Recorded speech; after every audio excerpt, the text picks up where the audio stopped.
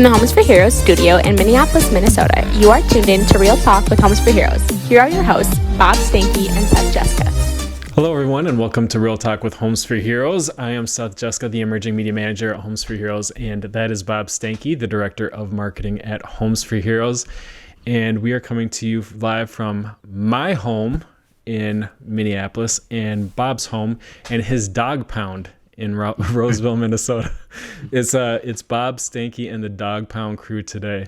Yeah. It's actually subsided right now, but before we were recording, they stopped barking. Before we actually were gonna start this recording, Bob's dog Macy was actually going pretty crazy, and I said, "Hey, let's just roll with it. This is what we're doing today, and every single day that we record our podcast, we're recording in our natural habitat, and sometimes our dogs and our kids don't want to cooperate with us. So if you hear color commentary from the dog pound crew, just know it's not quite as good as Snoop Dogg, Daz, and Corrupt, but it's still good." Yeah, because, holy smokes, if you see a squirrel outside, you gotta bark. Like, oh my goodness. Like, it's like a requirement around here. They see one little squirrel in the yard, they freak out. It's kind of funny to watch. But yeah, so hopefully, as long as the kids don't start barking and the dogs start talking, I think I'll be okay. Well, I'll tell you, Bob, if that happens, I will not be surprised, because literally nothing is going to surprise me at this point. I mean, so we're recording this episode on Friday. What is today? May 29th. May 29th, yep. Yep. So obviously when our audience hears this is going to be Wednesday, June 3rd. But for those of you who are familiar with Homes for Heroes and Real Talk with Homes for Heroes, me and Bob are located in Minneapolis, Minnesota. And that's where our Homes for Heroes headquarters is. And so the city where I'm extremely proud to call home, and where I was born and raised, and the community that raised me and raised Bob as well, is literally going through probably some of the worst days that our city has experienced with the turmoil that's going on with the killing of George Floyd and the unrest in the minority communities and what's going on. And it's I always try to keep things positive, Bob, and I never want to I won't get political on this show, because there's enough voices out there that get political, but it definitely it hurts a lot today. I mean, our city is literally going up in flames every single night. We hear sirens every single night, and you just, with everything that's going on with COVID-19 and with the anxiety behind that and the unknown behind that, I mean, we never want to see this in our communities, ever. I mean, it's a tragedy. I don't care what side of the fence you're on. I don't care if you're on the left side or the right side or whatever, but this is a tragedy, and this isn't living for our communities. And so adding that on to the anxiety and the anxiousness behind COVID-19, it's a really hard time for us. And I know that, me personally, myself, I had a hard time sleeping last night, and you were mentioning yourself that, within 2 miles of your home, there were local businesses getting looted. People were firing guns into the air. And so I never want to, I guess, bring the negativity to the show or spotlight the negativity, but I think that we all have a voice in this, right? And I guess my plea is just, as a community, figure out a way that we can, make sure that these circumstances where these killings don't happen again, where we can bring this divide together, because it's not just hurting the minority community. And I'm not going to sit here and pretend like I have the right to empathize or say I know the pain that the minority community is feeling, because I was brought up in a middle-class family. I'm white. I didn't face the same discrimination that the minority community did, but if the pain that I'm feeling is just a fraction of the pain that they're feeling, I can't imagine the pain that they're feeling. So I just know that this isn't living, and we have to find a better way. So that is my, I guess, soapbox moment, and kind of just, I guess, not ignoring the real kind of experience that you and I are going through right now. Yeah, I agree. It's the last couple of days, the last few days have been very difficult. We've seen some very difficult video of things that are just incomprehensible. With the event that started it all, unfortunately, to last night. Yeah, it was pretty unbelievable. And what, me and you, Seth, we're in our 40s, so we've seen some things like this in the past. I mean, I definitely remember, some of the events that happened in California back in the early 90s, and we've had some situations in other cities in just the last 5-6 years that is very difficult to watch, and it's just a lot of pain that people are feeling on all sides for all different reasons, and all we can do is hope that we can all come together. And I know that sounds really, really cliche, and it does. It's overused all the time. Like, people say it, but there's got to be some turning moment, and I believe there is. I don't know when it is, but if you look at the history of not just our country but the world,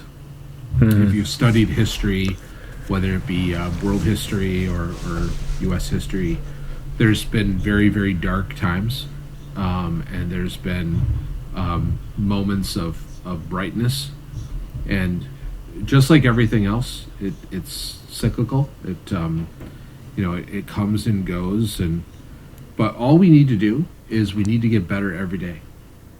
I truly believe that, and that's everybody. Everybody needs to get better every day. We're all carrying around, a lot of things that maybe we know could be better and be improved upon, and so we have to do it. So.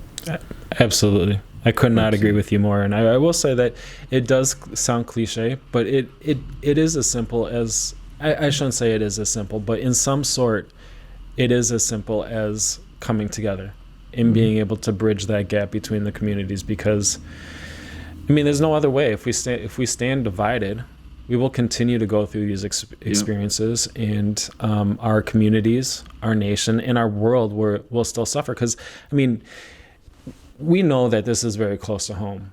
I mean, you and I are experiencing the sirens every night. I mean, the neighborhoods that I see that are looking like war zones are literally the neighborhoods that raised me, the ones that I grew up in, the stores that I went shopping at, the communities. And so for us, it's very close to home. And so I feel like it's a little bit more impactful.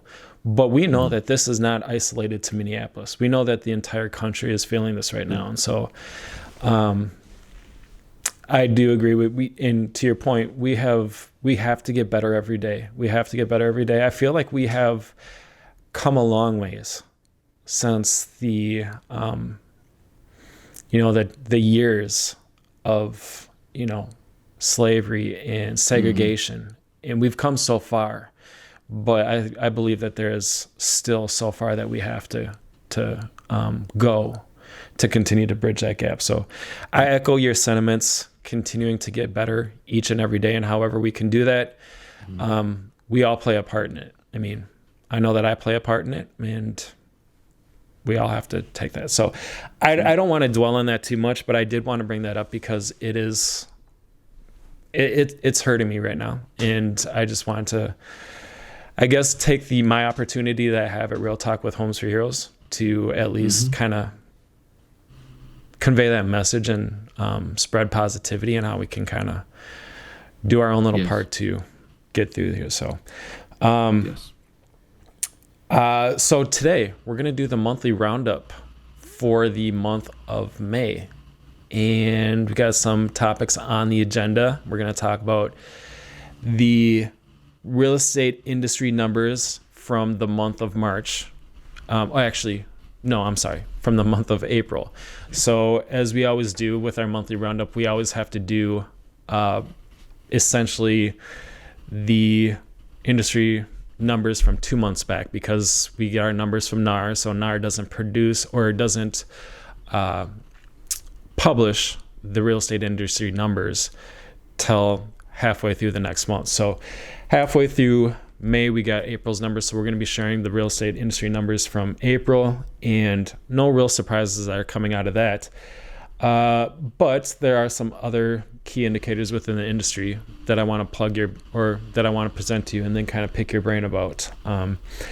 Know that, I'm never going to present you or I as real estate industry experts. I mean, we kind of stay in our lane in terms of marketers and knowing the marketing world, but I mean, you and I are pretty familiar with markets and economies, and at least from a basic level, we can understand how things work. And so, providing some additional insight into, what we think. And then also, we're going to share the production from Homes for Heroes for the month of May, or for the month of April, which is really great. And then we're going to talk about how do you feel if I ask you about this specific topic? Because I know that you watched this episode. If you're not comfortable with talking about it, I won't ask you about it. And I'm literally putting you on the spot right now. You and I both watched this episode on a local affiliate of NBC, our local news station. The Minnesota-based lawsuit against inflated commissions for real estate agents. Mm-hmm. You watched that episode. I watched that episode, and I read a little bit of an article. Now, I know that there's a lot of background and history into it, and that we probably won't unpack all of that, but I found that that episode on the news interesting. It's definitely relevant. And from what I know, it's not the first time that this has come up. But are you okay if I ask you a little bit about that? Oh, sure. Yeah, absolutely. Okay. And I think I have some of my thoughts around that, or even just more how we've evolved as it's not just the real estate industry that faces situations like this. It really comes down to something that actually has a lot to do with consumer rights and consumer protection. And we can talk about this when we talk about it, but the change in consumer protection, and how that plays into all of this. And there's so many industries that are going through this very same thing right now. So yeah, I'd love to touch on that topic.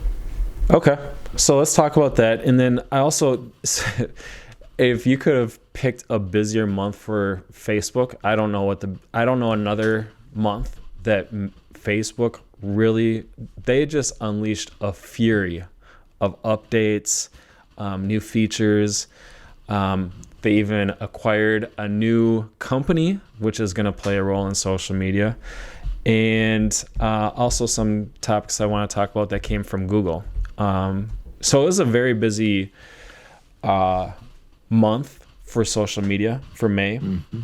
So things I want to talk about. And I know that this is a lot to cover. And if we just talked about the updates from Facebook and Google, we could probably record a 2-hour long podcast. And we're not trying to do that. So a lot to unpack today. But let's start with the numbers from the real estate industry. So Bob, what I'm going to do is I'm just going to read off these numbers. And then I'm going to talk about some other key indicators. And then I want to get your feeling on a specific question. So again, these are the real estate numbers from the month of April for existing home sales. So existing home sales hit a 4.3 million mark, and that was down 17.8% month over month and 17.2% year over year. The existing home inventory was at 1.47 million units, which was down 1.3% month over month and 19.7% year over year. And then the average sale price of an existing home sale was $286,000, which is it was an increase of 2.8% month over month and 7.4% year over year. No, there's another stat that I'm going to throw in here, and I believe I can't remember the source that I found this from, but contract agreements, real estate contracts agreements were down 30% in the month of April. So throwing all those numbers out there, I mean, it's not incredibly surprising, right? We're going through a month of where the government is encouraging us to self-quarantine in our homes and not go out in public. So it's not, we kind of expected that, right? We're going to go through a month where production was down, especially with contracts. People aren't going to necessarily be out there, looking to enter into an agreement with a real estate agent while they're trying to stay in their home and stay healthy. The existing home sales, the fact that it decreased 17.8%, none of this is really surprising to me. What a few more things that I want to throw out there. And so the NAR chief economist, Lawrence Yoon, now I'm going to quote this out of an Inman article. He basically said, while coronavirus mitigation efforts have disrupted contract signings, the real estate industry is hot in affordable price points with a wide prevalence of bidding wars on limited inventory. In the coming months, buying activity will rise as states reopen and more consumers feel comfortable about home buying in the midst of social distancing. Now, I want to take those numbers, take that quote into account, and then also take into the fact that banks are tightening their loan approval process, right? So home buyers are going to be required to have, or banks are already requiring home buyers to have a higher credit score or have higher down payments because there's higher risk. We know that the economy is hitting or the labor force is hitting a point where there's nearly 40 million people unemployed. Now, there are positive signs. Zillow is reopening their home buying in 5 markets. So they've already started to open up more of their business model with the home buying. And then Redfin is already bringing back 35% of their furloughed staff. So I know I threw a lot of information out there. It's a lot of great information, I think, and it's a lot of indicators, right? We went through a really tough month, and the chief economist of NAR is basically saying, hey, we already hit a low. In the coming months, things will reopen. I want to ask you this. Now, I do believe that in terms of contract agreements, we have hit a low, right? That states are starting to open back up. People can get back out and get into the, feed their hunger for home buying. Mm-hmm. But have we really seen what is really going to come to fruition with the real estate industry in terms of the fact that we still have to account that there's nearly 40 million people unemployed? Yeah. We haven't seen what the repercussions of people being floated by with their mortgages, how that's going to come to fruition when, these payments are due. How is that going to impact, people being able to stay in their homes and enter into foreclosures? So I'm not going to try and ask you to be a real estate industry expert on this, but have we really seen the worst of it in terms of the real estate industry? So I'm not an economics major, but I love economics. I love thinking about economics. And I love reading about economics. So I can just say that the answer to that question depends on lag time. Every industry has a recovery lag time. And it varies based on a whole bunch of factors. Because I'm not a real estate expert, I can't speak even historically to what the recovery lag time is on an industry like ours when something like this happens. And I mean, honestly, what's happened in the last 5 months, we've never experienced before, at least not in our lifetimes, right? And so I think there's this there's a huge unknown that we can't account for. but I would say that there's usually this kind of well, I guess lag is really the best term for it, right? There's some sort of it takes a while for things to catch up again, and the thing that most concerns me is the number of people out of work. And so when 1 out of every 5 Americans is out of work right now, that really limits buying power, right? And so how long does it take to get that buying power back? And that's where lag time comes in, right? So if someone, unfortunately would have lost their job, let's just say right away in March when things started closing, and now they're just getting back to work. There's plenty of arguments on whether or not economic stimulus funding helped those people sustain their living. But my guess is it greatly impacted their buying power. So it takes recovery time, right, for buying power to come back. And I'm not going to try to get too economical here because, like I said, I'm not an economist, but I read a lot about it. So these are the things I'm reading, right? And that's when are people going to get their buying power back, and how much has the last 4 months or 5 months impacted people's KPIs, for lack of a better term, right? Being how much. What I've heard and what I've read is that people have been stockpiling money at a greater rate than historically individuals have and families have done. So definitely this sparked people to say, hey, I'm not quite sure how long this is going to go on, so we're going to kind of lower our spending and we're going to save more. So savings rates are up, okay? So there's an end to this TED Talk I'm giving here. But let's say that's true. Well, it is true. We know because we've seen banks report on this. Okay, so let's say that things start opening up again and things are looking good. Will people say, okay, I feel comfortable enough now that I'm going to take some of that savings and move on a transaction that I've had to put on hold for the last 6 months? Well, now that increases buying power a lot faster than just someone who needs to go back to work and start making a regular paycheck again. Does that make sense? Like, they're stockpiling this cash. So the buying power, so what I've heard and what I've read is that a lot of people expect the later part of the third quarter for America to be much stronger. Does that mean a full recovery from everything we've lost? Whether it be stock market valuation or what have you? Probably not, right? But indicators and signs saying, hey, late third quarter, we'll see this kind of like mini bounce back. So how does that affect us in real estate? Well, maybe it means that transactions we would have seen in the spring have just been delayed 6 months, and that buying power will kick back in September or perhaps October. So I feel good about that. I have other concerns about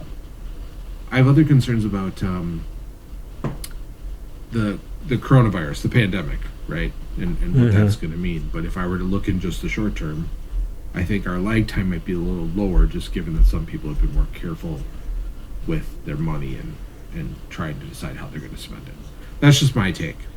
So to answer your question, there's an unknown. There's a lag time. We don't know what that is yet. But hopefully buying power, increases, hopefully, based on stimulus aid that we've been given, and also people and saving for what they see as a brighter day ahead.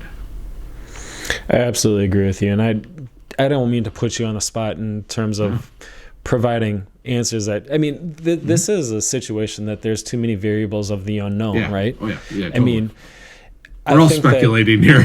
We're all speculating. We're all speculating, but I think that those are some important points. I mean, you have to account for the 40 million people that are unemployed, and then you have to take into account, the percentage of the population that might not be in the position to be approved for a home loan right now, just because of the more stringent approval process.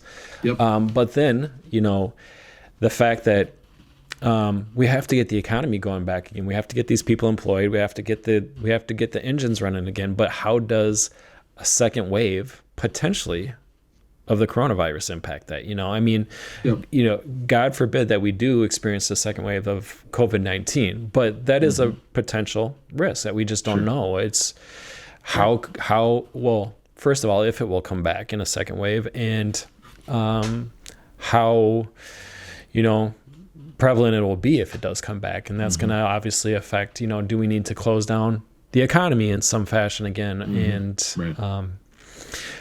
so I think really strong points. And I mean, again, neither of us are economists, and we're not the chief economist at NAR like Lawrence Yoon, but just we're all, like you said, we're all speculating at this point. And I think that the other variable that we are not even that we have to consider is that or the unknown is, like, this was not a economic crash, right? Well, it was, but it wasn't created by markets, right? It was created by a virus. And we haven't experienced that since, what was it, the 40s or the 30s or whatever? Yeah, well before our time. So, I will say this, though. I will say this real quick. So, those numbers, down as we expected. Actually, if I were to put a silver lining on this, not as much of a decline as a lot of other industries have faced. I mean, there's still buying and selling of homes going on. Like, there's still real estate transactions going on. Whether it be buying, selling, refinancing, there is home transactions, real estate transactions happening. Compared to industries like the airline industry, who did see 80, 90, 95% drops in all of their key metrics. That I do think is a positive sign, right? The real estate industry is one that can have its ups and downs for sure, but there are still people who are moving real estate transactions even during very difficult times for a lot of different reasons, right? There's still things going on, and so it still happens. So we can count our blessings, excuse me, that Warren Buffett did not pull his stocks out of Berkshire Hathaway. He did pull his stocks out of Southwest. But if you want to use some kind of a key indicator as a positive outlook, the fact that Warren Buffett is keeping his stocks in real estate is good. And to your point, Bob, the fact that people are still buying homes, there's still transactions happening, and there is still growth within the real estate industry. I have proof on that, and that is from Homes for Heroes production from the month of April. So you ready for that? Yep. All right. So in terms of hero signups, heroes coming to the Homes for Heroes website. To learn more about Homes for Heroes and how they can benefit from our program, there were 5,793 heroes, which is a 43.7 year-over-year increase. Good job. You've been working hard, Bob. I mean, again, this is a situation where what we offer at Homes for Heroes, what we're trying to do, what our mission is, it resonates regardless of what is going on, right? It's, in fact, many could argue it's even more so, because these are times when people are looking for programs and services that offer something in return, something of value in return. And we have a real value. We have hero rewards that go back to our heroes when they do a real estate transaction, right? So seeing the increase in the interest in what we're doing, while I am blown away and humbled by the fact that it's so awesome to hear those numbers, I can also say I'm not surprised. I'm not surprised, because we work so hard every single day of every single year for the last 20 years to do exactly that, and that has not changed. So that's super awesome to hear. It is. It is. And it's a big kudos out to the real estate agents and mortgage lenders who are affiliated with Homes for Heroes, getting out into the community and really being advocates during this challenging time to reach heroes. But I have some additional numbers that I want to share is hero closings. So heroes that actually went through the process of buying a home was at 649 for the month of April, which is a 3.7% increase year over year. So not quite as drastic of an increase, but I will say that any increase during an economic recession is outstanding. So definitely take that as a win. And then hero rewards. So the amount of money that actually went back to the hero community, to heroes that bought a home through Homes for Heroes, was at $1,269,969, which is a 13.1% increase year over year. So I have two things to say about those numbers from the month of April. And that is, one, again, big shout out to the real estate agents and mortgage lenders that are affiliated with Homes for Heroes. Your perseverance, your dedication, and your commitment to serving heroes, especially during one of the most challenging times that we've seen in 10 years, 12 years. And then the other thing I want to say is, if you're not affiliated with Homes for Heroes and you've doubted the Homes for Heroes model, the mission, whatever it is that you've doubted, I mean, why? I mean, we continue to grow even during the most challenging times, and it's just a big a tribute to the dedicated real estate agents and mortgage So I lenders just did some really quick math with those numbers, and what that come out to around $1,700 per hero, something like that. I mean, that's $1,700. Yeah, because the hero. Yeah, I just again did some very quick math. That's really good. That's the average. So that's new appliances. That's a new TV. That's maybe the next couple of months' mortgage payments. It's like, right. It's very. That's what makes what we do so. I don't even know the word. Gratifying. I don't know what it just feels so good to see those numbers, knowing that that's real money going back to those heroes who had a home transaction through Homes for Heroes and our wonderful affiliates. So it's very exciting. We call it hero rewards because the hero receives a rewards after they go through the home buying process. But really, I mean, we should call it. We should come up with a name for rewards for us because, like you said, just watching it happen it's rewarding for us. I mean, it's really cool to see the great deal of satisfaction in being able to say that we had that type of economic impact on our heroes. Right? Yeah, I mean, absolutely. We gave back over $1 million last month. That's pretty impressive. Absolutely. All right. So now let's talk about this Minnesota-based lawsuit. So it's claiming that there's a conspiracy over inflated commissions for realtors. So this aired on KARE 11, which is an NBC News affiliate here in the Twin Cities. And basically was claiming that home buyers are locked into certain commission fees. You don't have the ability to go in and, negotiate a price or anything like that. You just go into this and you're told what you're going to pay.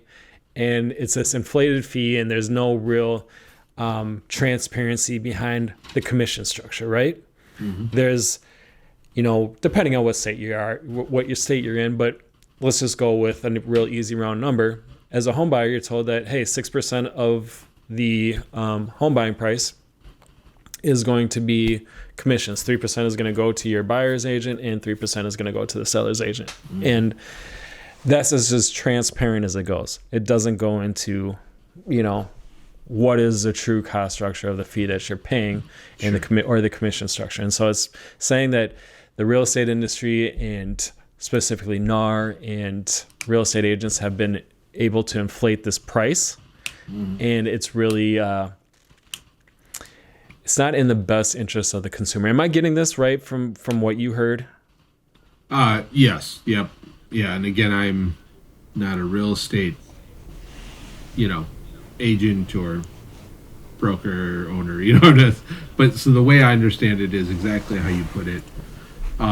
What's interesting is the word conspiracy is interesting, right? That might be a little bit of a stretch. But what I was talking about earlier is this really boils down to two things, in my opinion. And again, this is just my opinion. First of all, I think our wonderful CEO touched on this topic briefly in one of our chat rooms and basically said this has happened before. Like this happens on a regular basis, and it really stems to usually leading to more disclosure forms and all of that kind of stuff. That's usually what happens as a result of these lawsuits. My take, this is my take, is again, really comes down to over the last 10 to 20 years, we've seen a huge increase in consumer protection, consumer protection laws, and they're very important, right? We need to be protected as consumers. We only have so much ability to really understand the fine print, right? And anytime you buy something, there's always fine print. And a lot of us are very guilty of not reading the fine print, but that's because we really can't understand it, right? We're just not trained to understand it, and we don't take a class in high school about how to read the fine print of a contract, right?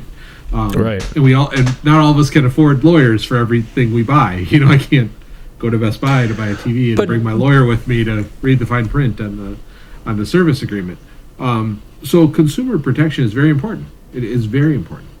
But there is one thing we do have as consumers, and that's the ability to choose. And this is the flip side of the argument. We, through all of the disclosures we have in real estate, and there's a lot, we do have the ability to review them. We do have the ability to understand them before we enter into an agreement. And certainly the one thing a consumer has is, I kind of mentioned it earlier, buying power, right? Yep. We can choose not to work with someone we don't want to work with. And we can choose if we feel it's unfair, we can make that choice, right? So that's the flip side of a lawsuit like this is like, well, if the disclosures are in place and I can have an understanding of what that looks like, I can just choose to work with someone different, or I can choose to take a different approach to the product or service I want to buy. So we still have a lot of power as consumers that don't necessarily require, this class action lawsuit, which may or may not go anywhere. If anything, it might force more disclosures, better understanding. I am a fan of plain language.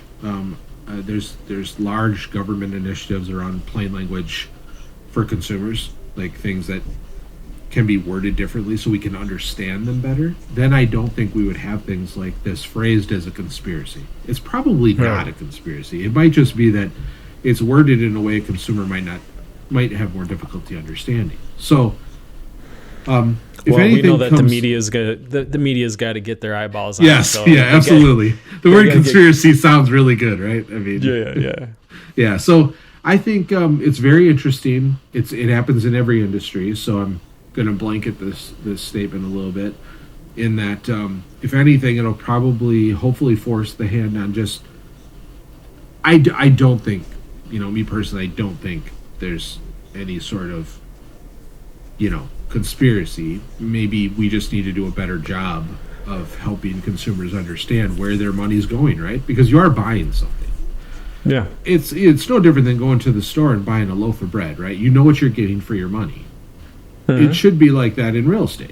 If I'm going to pay a certain amount of money, I should know the service I'm getting and the value I'm getting. So if it really comes down to better explaining that, I'm okay with that. I think that helps everybody. And I actually think that helps our industry as a whole, right? Because it will encourage more people who are very scared of buying a home. The first time I bought a home, it was completely overwhelming. Oh my goodness. I mean, it was scary. It was a lot of money. I was entering into an agreement that was at that time in my early 20s the largest purchase I'd ever made. So I think things like this lawsuits like this are good because they help us just understand what we can do better, right? But at the same time, I think maybe it might be a little exaggerated. I think it's just a matter of communication. We just need to communicate better between buyers, sellers, and the middle components of that. So that's my take. I agree with you. And I look at this as you use the the analogy. Are you going to bring in an attorney to look over fine print and read over contracts? But at the same time, like, you do the same thing with your attorney. You hire an attorney. You sign, or you enter into an agreement with them, right? You pay them a retainer. I mean, you're paying them money for some expected service, right? Right. And I know that there's differences, and this isn't going to be a perfect analogy, but when you enter an agreement with a real estate agent, you go in there with expectations, right? And I can tell you, my first time buying a home, that those expectations were absolutely not met. It was the worst experience that I ever had, and the real estate agent made off scot-free on me because they did not provide any services. Yep. But that's not a blanket of the entire real estate industry or real estate agents out there. I mean, I think, just with anything, the home buyer has the ability to decide on who they want to use. And when you ask somebody, or when you're going to hire somebody, what am I getting for your services? Do you have access to the MLS? What are your marketing? I mean, this is all services that your real estate agent is doing for you, and it comes at a cost, right? It's not like they just sit there and say, I have this magic wand and I'm gonna find your home. Yeah, no, they have to invest in services to provide you the best experience. And I think that as a home buyer, you should be asking those questions. What services are you going to provide me to make this the best home buying experience possible? And I mean, those do come at a cost. And so, to your point, just being more transparent with that. And I think as home buyers, we have the power to ask that. I mean, if I drop my car off at a mechanic, I'm going to have expectations and expect that they provide the service that they want to provide. And, absolutely. That's actually one really good example of recently what I've gone through. Right, there's a mechanic I won't go back to, right? Because when I came to pick up my car, there was charges that I didn't expect and didn't know about. I didn't know there was an environmental fee on such and such. Now, had I known that previously, if that would have been explained to me earlier, and maybe my job as a consumer is I should have asked. But really, I think this comes down to consumers don't know what they don't know. I would never know to ask that question. So when I'm making a house purchase, there's probably a million things I don't know because I'm not a real estate professional, right? So it really comes down to trust. That's why we love working with great affiliates at Homes for Heroes, because we're trying to build this network of real estate professionals who are trustworthy, especially to our heroes, right? I mean, who deserve that respect, and really are overwhelmed in everything else they have to do professionally. The last thing we need to do is give them additional stress during the home buying process, right? So that's your differentiator in this market. If you're a real estate agent or an auto mechanic, or you sell me a loaf of bread, if you've built trust, that's the differentiator. If you've answered my questions and you've made me feel comfortable, then I feel better. And disclose, and I'm not talking about forms here, I'm talking about disclose the things to a buyer or a seller that they might not know. Just tell them. And that avoids these last minute, oh, I didn't know about that. Oh, I didn't know there was an environmental fee, or I didn't know there was this or that, or I didn't know there was a fee to a home warranty, or whatever it is. It really just comes down to, let's all be transparent. Let's all build trust with whoever is, hero or non-hero. That's what's going to make a difference. Yeah, absolutely. And personally, I do not want to negotiate a home purchase with a seller's agent. Just my personal preference. Right. Yeah, right. I would rather have somebody go in and go to bat for me, and who's been through that process multiple times, so they know how to go into that and get me the best deal possible. So I don't know, just an interesting article. It was. Maybe our audience is more familiar with these circumstances in the past, but I know that you and I both saw it on that news station. We both, obviously being in the real estate industry, found it interesting, and so I just wanted to bring it up and talk to you a little bit about it. So let's unpack what Facebook did in this past month. I don't know. Talk about what didn't they do? Okay, so one thing. I mean, regardless how you feel about Facebook, let's give them one thing. They are nimble. Okay, they are nimble, and they really adapted to the current situation that we're going and that businesses are facing with COVID-19. They have been a tremendous publisher and distributor of content to help businesses through this time. But the month of May, like, I don't know what they didn't do, because they unleashed a fury of things. So first thing that they did, which was a complete surprise to me, I did not know that they were going to do this, was the new layout. So they released a new layout, and the biggest things that I got from the new layout, 3 things. Dark mode, which I absolutely love. I don't know why this took them so long, because YouTube and Twitter and other platforms have been doing it for so long, and it's so much better on your eyes when you're in front of the screen. But they released dark mode. To me, it has a much cleaner look. I don't feel so overwhelmed by all the content that's on the page when I go onto my and I'll say that I'm talking about just strictly from a desktop. I've only seen this on desktop. So if you're going to your mobile device and saying, I'm not seeing the difference, you won't see the difference. And then the content, but my only thing about, I don't like all the rounded corners. That's a design thing. I'm sorry.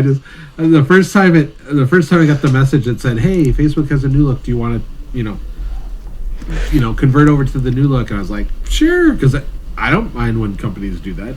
I know a lot of people freak out. Like, it's like, oh my goodness, everything's in a different spot. That just happens, and it's Facebook's platform, so they can make that decision if they want to. But the first thing kind of struck me is everything looks like it's living in a bubble, like these horizontal bubbles, like the rounded corners. I don't know. I'm not a huge fan of the rounded corner design, so that kind of threw me for a loop a little bit. We get this new, clean, aesthetic look from Facebook, and Bob says the freaking rounded corners. Oh man, I need straight edges. Like, I need boxes. Like that's my safe space. All right, so the third feature, how do you feel about this? Because this is probably the one that I like the most, is the content in the news feed takes up more real estate. And this is on desktop too. So if you're really going to have to update to the new look on your desktop to see what I'm talking about. But I think the biggest thing here is this is their, I guess, they're moving to a more video-friendly platform. That's the way that I see it. Now, I know that you can open up your screen on your video screen on Facebook and open it so your video takes up your entire screen, and you can click through and do that. But really scrolling through your news feed makes the content jump out that much more. To me, it did, and I really like it. I agree, and if you'll notice, there's one element that took a big hit in this realignment of like how big the feed is, the news feed, is the sponsored ads on the right. Yep. So there used to be 2-3 of them down the right hand side. Now there's like one, and it's tucked in the very top corner, and that's because Facebook is making enough money on paid media in the news feed, right? Nobody buys those ad spaces on the right anymore. That's an old advertising model that still exists on a lot of sites, right? A lot of sites still have side alley ads, vertical ad. That's not going away. What I'm saying is Facebook had that for a really long time, but they realized that's not where they make their money. People don't want that ad space because consumers don't look at that. They don't, we're trained. Our eyes are trained. It's amazing how our brains work. But we study this a lot in marketing, right? Because we want to see where people look. People don't look there anymore. I can't even remember the last time I can recall an ad. I don't look there.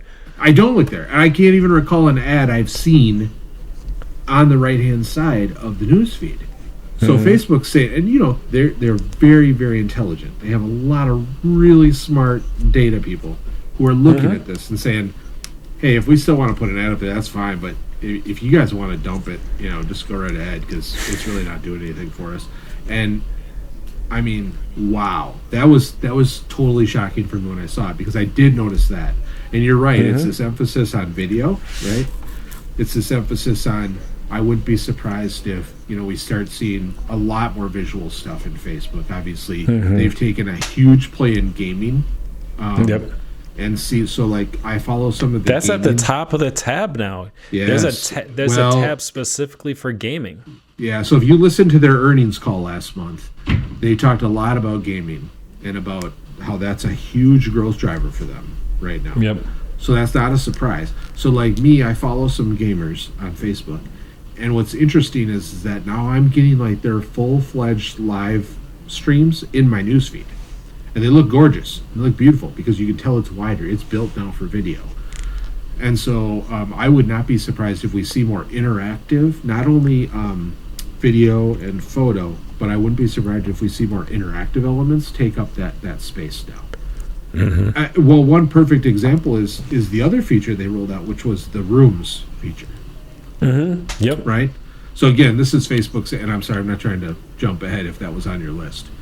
But, no, that was the next one, so I think it's a perfect. But this segue. is like, again, this is Facebook being super nimble, like you just said, like, oh, global pandemic, and all of a sudden Zoom takes off and Google Meets takes off, and Facebook is like, we can whip something up, no big deal, we got this. They're notorious for this.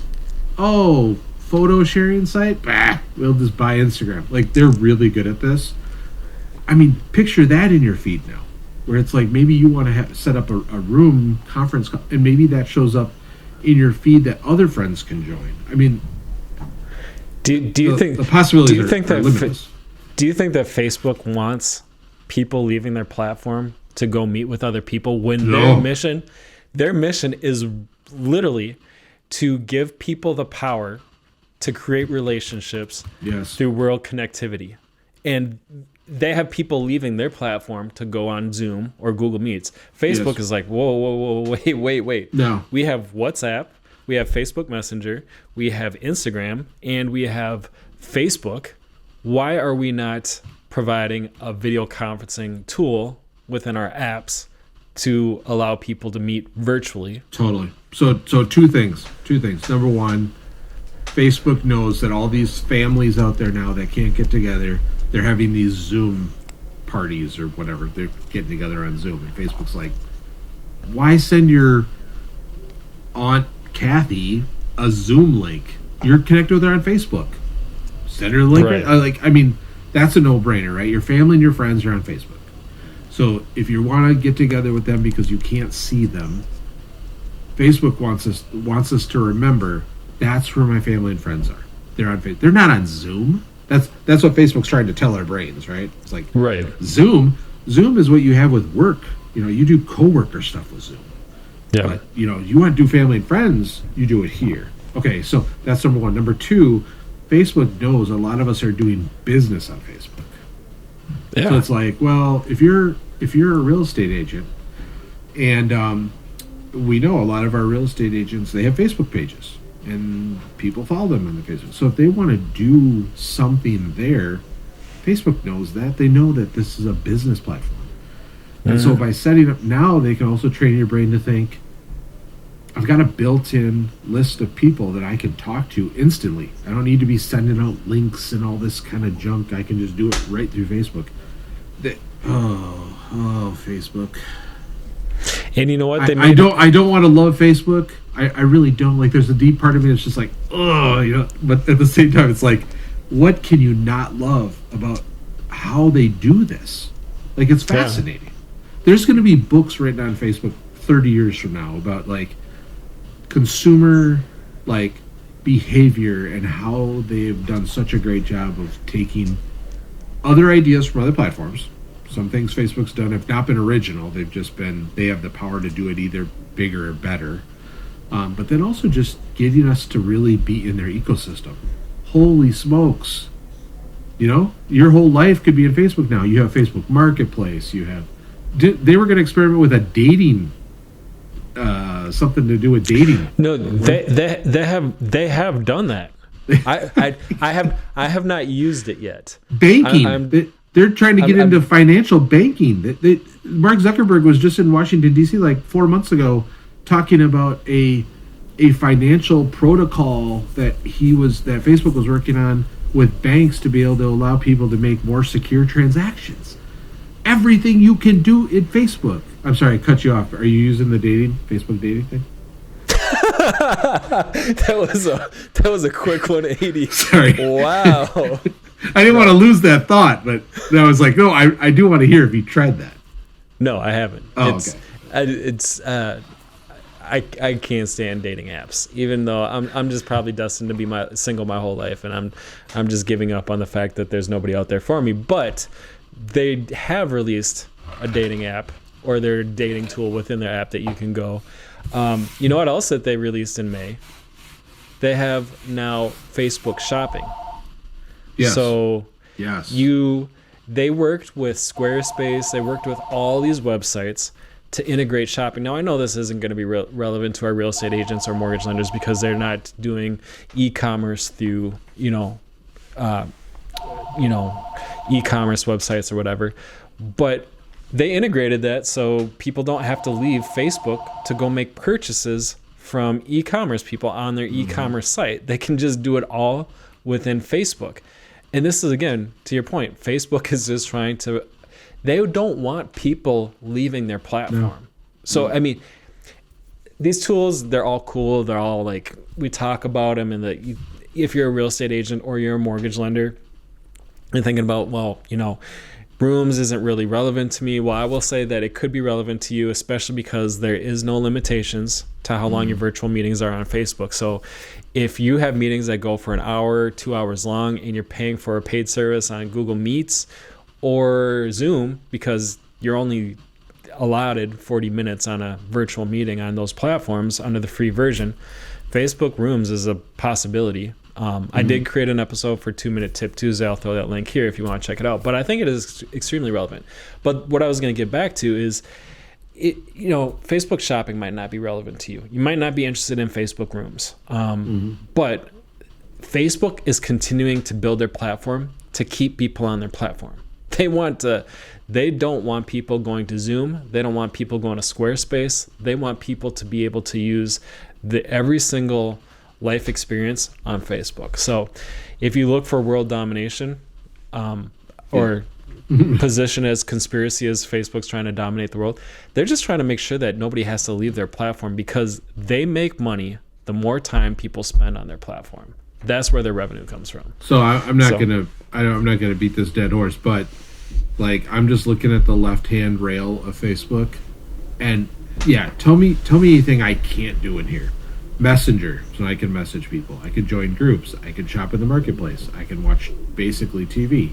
I can see events going on there. I can see fundraisers. I can do gaming. I can do a job search. That's right, they have Facebook job search. I forgot about that. Town Hall, Messenger for kids. Crisis response. I can take notes. I can watch movies. I can see offers. I can get the weather. I mean, and I only read half the list, right? Yeah. So, this is why, from a marketing perspective, to bring this back full circle, it's hard for me. Again, I don't dislike Facebook. I'm just, sometimes Facebook, I guess because it's been around so long, I just kind of view it as kind of this thing. It's more of a utility now. That's the way I view it. But I have to tell people, they have to be there. You have to be there.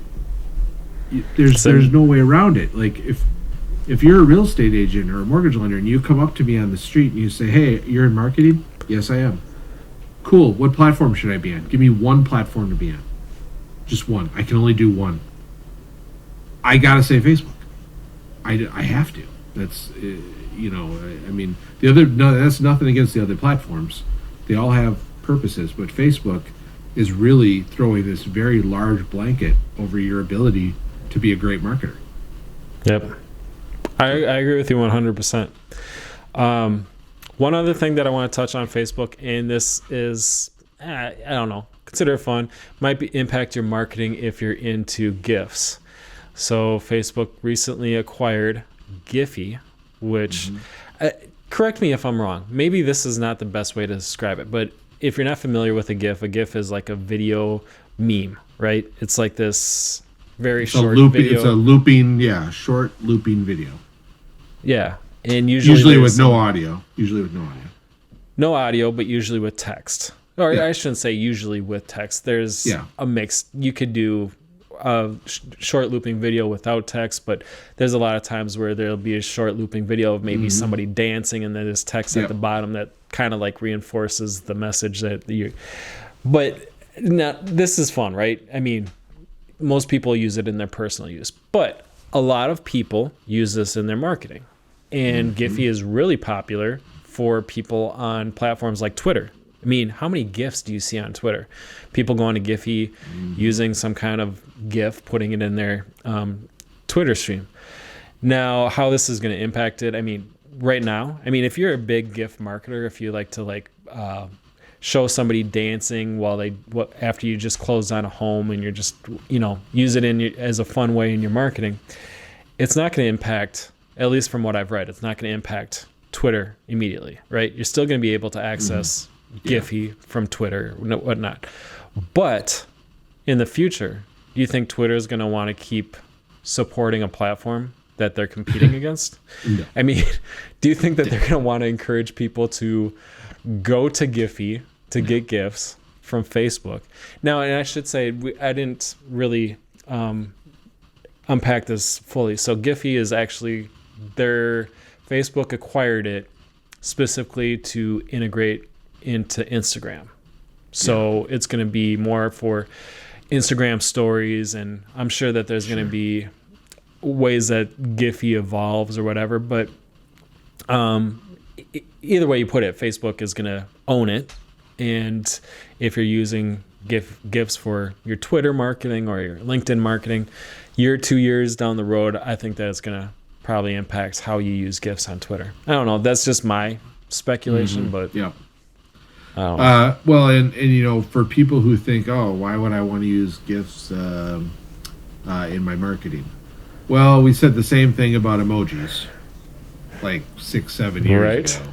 And then all of a sudden those became the craze to be in subject lines of emails, and now they're everywhere.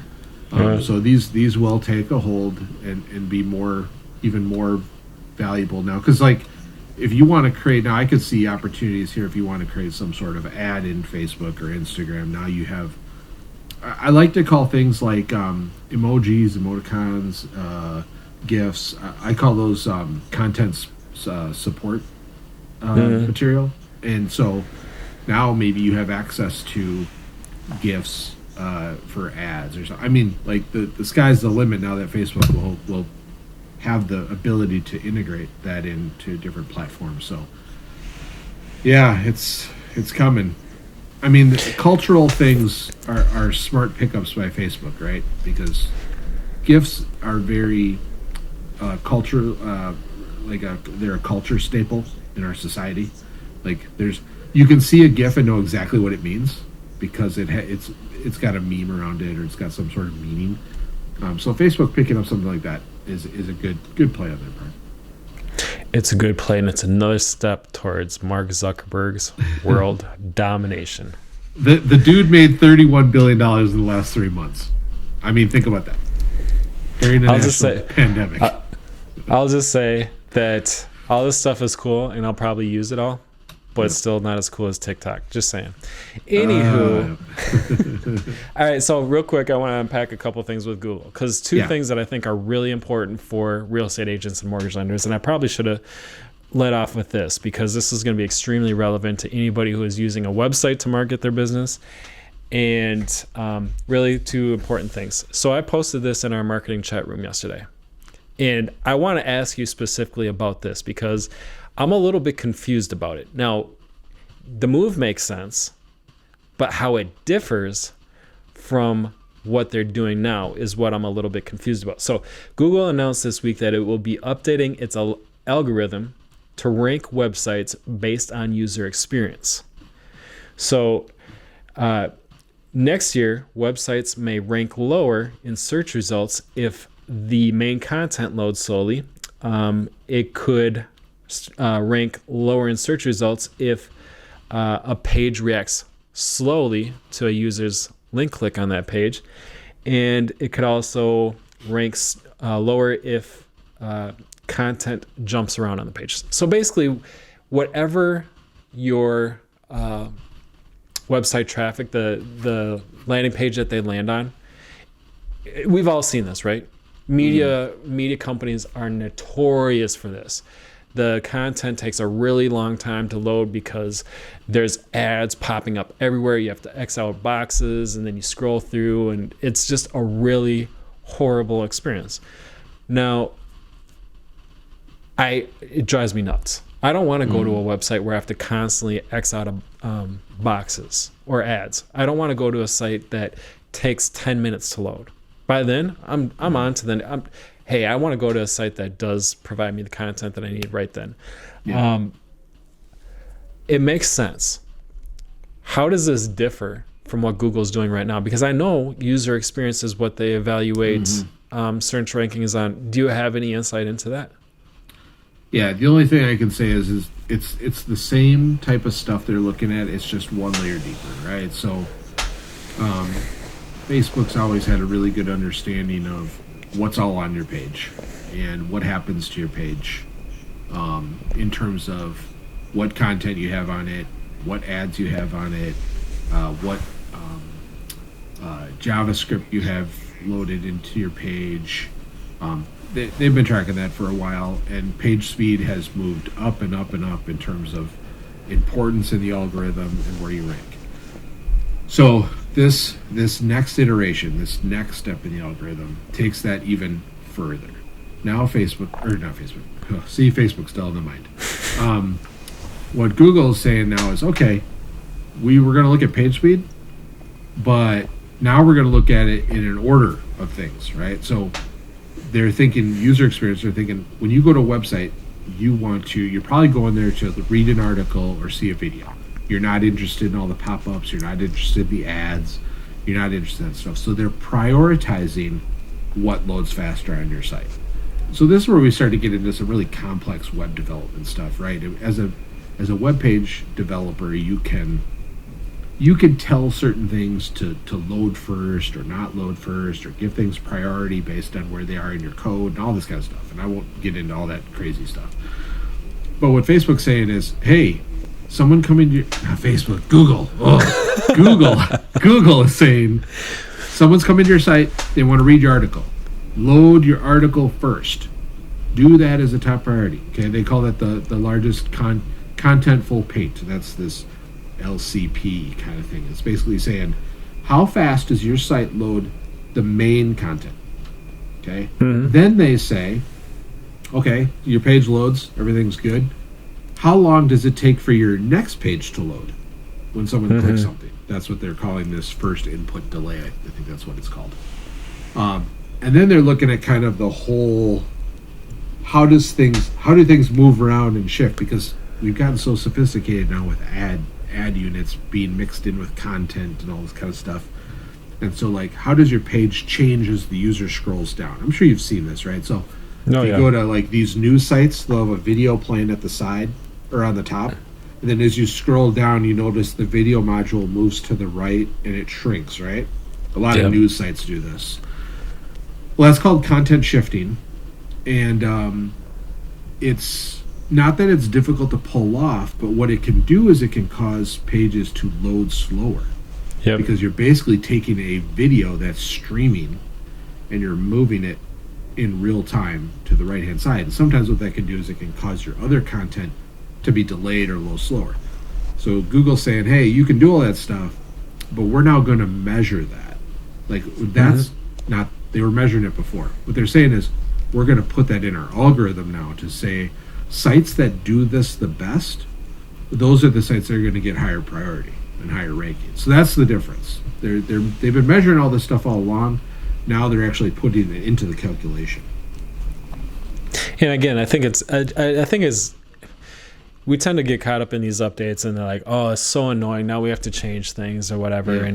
And I don't think that I think once you understand the true intentions of these updates, whether it's Facebook, Google, yep, they're ultimately, what they're trying to do with these updates is trying to provide the best user experience possible, because the better experience that they provide their users, the more users will use their platforms. And so if you're making any changes to your Facebook page, to your website, if you keep that thought in mind, like not necessarily what is the coolest thing that I can do, but how can I provide the best experience for the users, you don't have to necessarily worry about all these updates that Google's doing.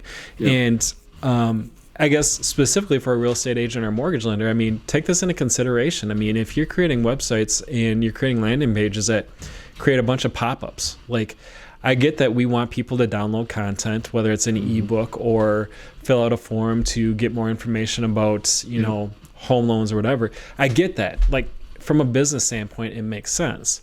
But if your website traffic is having to click out of boxes in order to read the content that they went to the website to actually consume, that is not creating a great experience for them. And I mean, I know personally I get annoyed by that. I would assume that the majority of the population gets annoyed by it.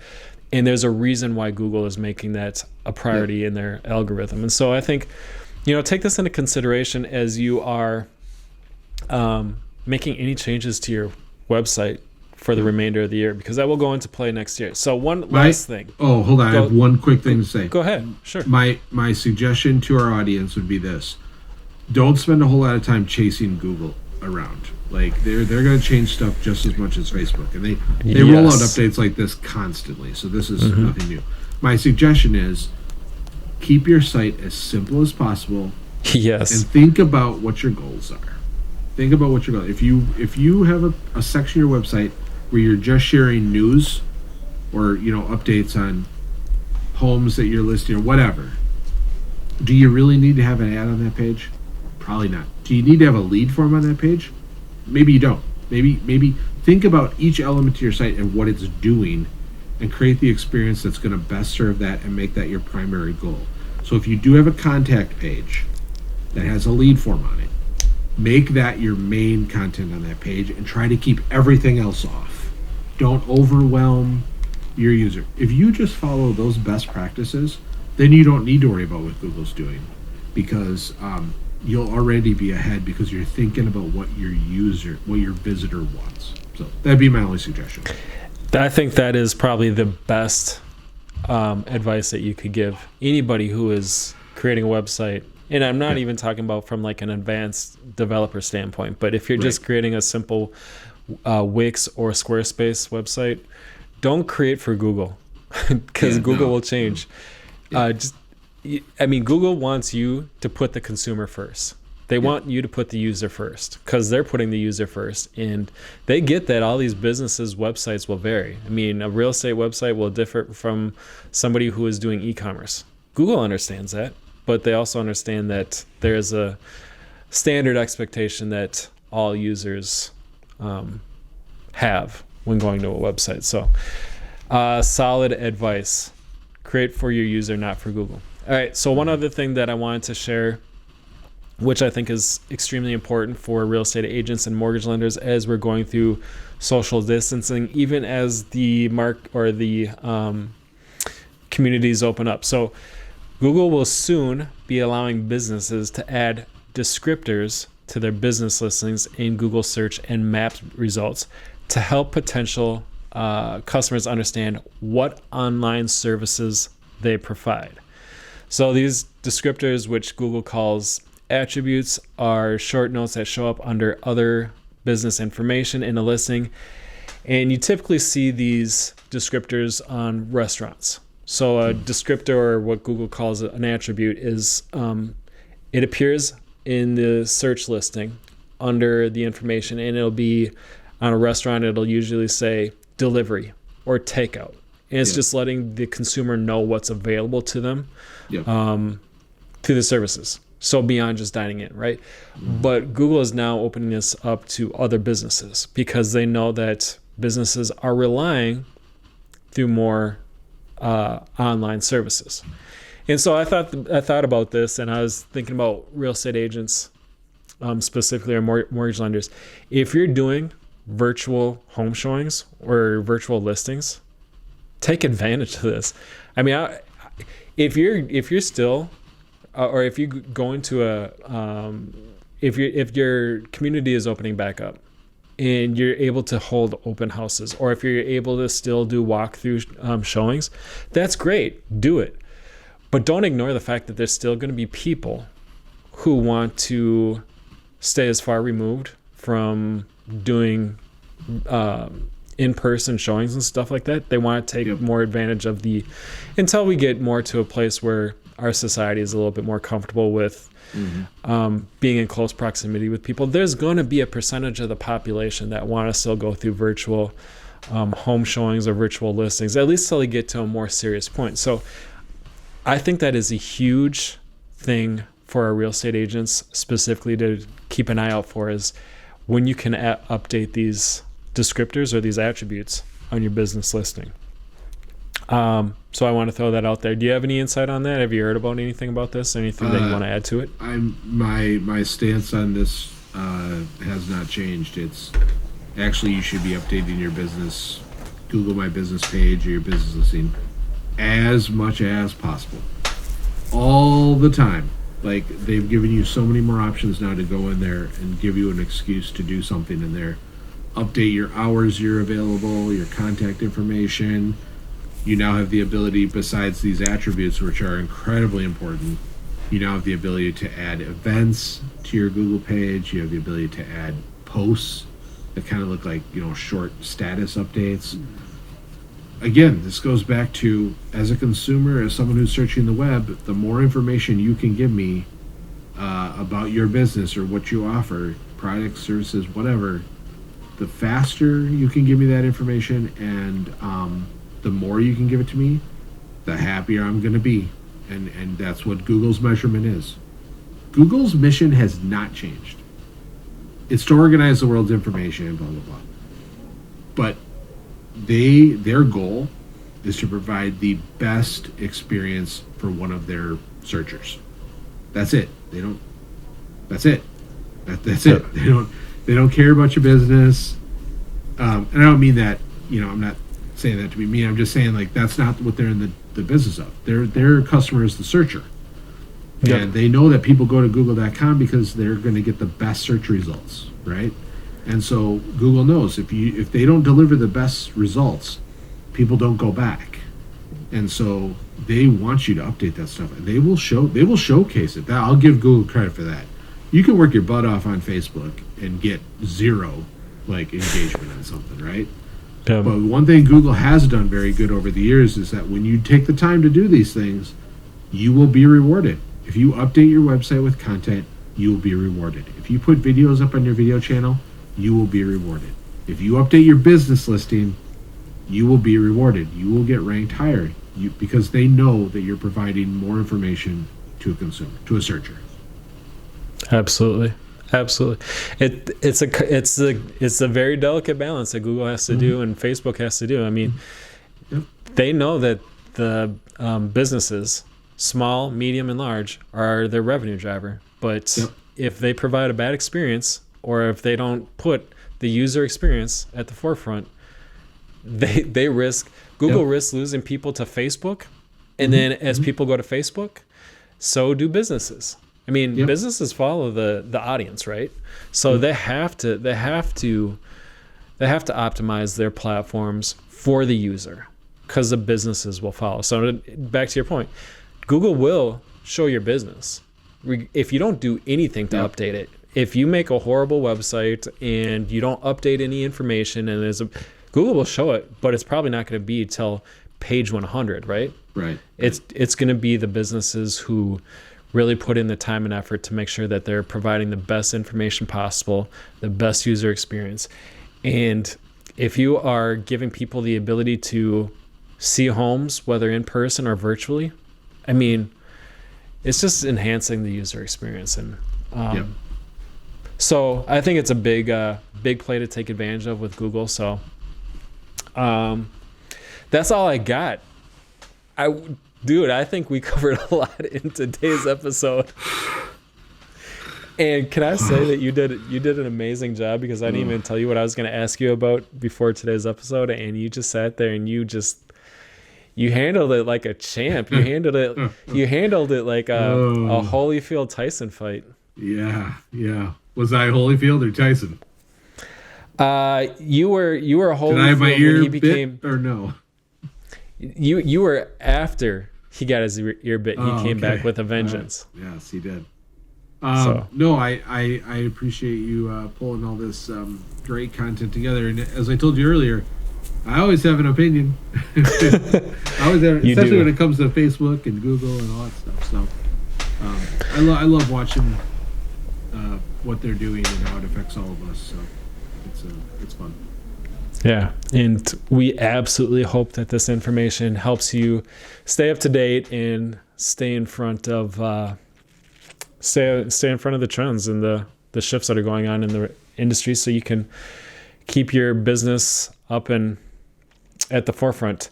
So, Bob, I'm going to ask you, because I realized this after I produced last week's episode, that I did not give you the opportunity to do our outro, and we totally skipped that. Well, I'm kind of upset about it. So, if you've made it through this probably 2-hour long podcast, thank you for doing so. Bob, I want to give you the opportunity to do the outro, but if you did make it this long, I am just going to give you, take the opportunity to make one last plea to think about what you can do to just spread positivity and love today, and kind of put a bridge between our communities to put an end to this hate and this angst. So that's my one last plea. Yep. And let me just say this. Seth, have you ever heard of the concept of the wings of a butterfly? Have you ever heard of this concept? I'm not sure, but I'm going to say no, I don't think so. So I can't remember if it's a proverb, a Chinese proverb. I can't remember exactly where it came from, but the idea is that even the smallest flutter of a butterfly's wings can cause ocean currents and tides and all this. Basically, the takeaway is that each of us as an individual, sometimes it seems like we can't have an impact or we can't make a difference in something, but actually our actions are better than we think they are. When we do something good, it's better than we think it is, and just like as if we were to do something bad, it's worse than we think it is, right? So to your point about spreading positivity, it's hard when you're one person and you're saying it just doesn't matter, I can't make a difference. A butterfly's wings on the other side of the world can help produce a wave in the ocean, and that's true. And so everybody can do something, and if we all do something, it will have a great impact. The things you do are more important than you realize. I absolutely agree with you, and I know that this is a real estate marketing podcast, but it's just a one small action. I'm not going to limit my actions to this platform to be able to voice it, but this is just one small way that I can hopefully encourage others and inspire others to take small actions in their community to bridge that gap. Because again, I'm going to say it, this is not living. This is not the way that we're intended to be as communities, as people, and people that are just coming together to live and love each other. And one small act, it's going to have a ripple effect. And so I appreciate that analogy, and I'm going to continue to spread that. So the power and the impact of a butterfly's wings. Mm-hmm. All right, so you want to take us out of here on that note? Yeah, I would. I guess I'd just like to say that if you're listening to this podcast on one of our great podcast distribution networks, whether it be Spotify or Google Podcasts or Apple Podcasts, we really appreciate it. And we hope that you subscribe if you're not a subscriber. If you can rate and review the podcast on one of those platforms, please do. It helps us. But I would say to all those people listening, I feel personally the best way to experience Real Talk with Homes for Heroes is on YouTube. Because they do have to see my face if they go to YouTube. Not only can you listen to us, but you can watch us. And I don't know if that's better or not. For me, I feel like it is. So hey, head over to our YouTube channel, subscribe, like the give it a thumbs up, comment, leave us a question. I just want to answer someone's question. So someone leave a question or something, or a comment or something. And then of course, when you do subscribe, hit the bell for notifications. That way, every time Seth publishes something great, you'll be the first to know about it. And that's really cool too. So definitely subscribe to us on YouTube. Visit homesforheroes.com. Check out what we're doing. Learn more about us. If you're not already an affiliate with our program, take a look. Poke around. If you have any questions about us, me and Seth's been around a long time, longer than me. But we can both answer your questions about us, or we can certainly put you in contact with the right person as well. Because there's a lot to learn over at homesforheroes.com. So thanks for listening and checking us out. We really appreciate it. Yeah, we definitely do appreciate it. I mean, this is something that we certainly enjoy, and we certainly appreciate people who are willing to spend their time and give us that privilege. So we definitely respect that and appreciate it. So make sure you tune into next week's episode of Real Talk with Homes for Heroes. And once again, thank you everyone for tuning in, and go out there and show somebody some love today.